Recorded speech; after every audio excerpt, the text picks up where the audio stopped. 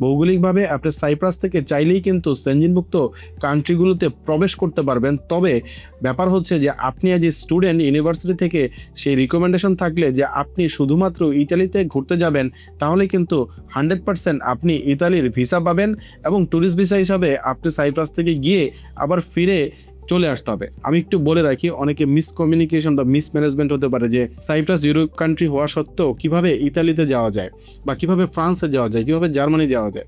আপনি খুব সহজেই যখন আপনি স্টুডেন্ট হিসাবে অ্যাপ্লিকেশন করবেন সেনজেনভুক্ত কান্ট্রিতে বা স্পেসিফিক কোনো একটা কান্ট্রিতে ঘোরাফেরা করতে যেতে চান, আপনাকে খুব সহজেই ভিসা প্রদান করা হবে। এবং আপনি যদি মনে করেন ভবিষ্যতে কোনো একটা সেনজেনভুক্ত কান্ট্রিতে পড়ালেখা শেষে ক্রেডিট ট্রান্সফার করবেন, সাইপ্রাস থেকে কিন্তু এটা খুবই সহজ। আপনি চাইলেই কিন্তু ক্রেডিট ট্রান্সফার করে ইভেন স্কলারশিপ নিয়ে সাইপ্রাস থেকে 1 বছর পড়ালেখা করে ক্রেডিট ট্রান্সফার করে সেনজেনভুক্ত কান্ট্রিতে চলে যেতে পারেন।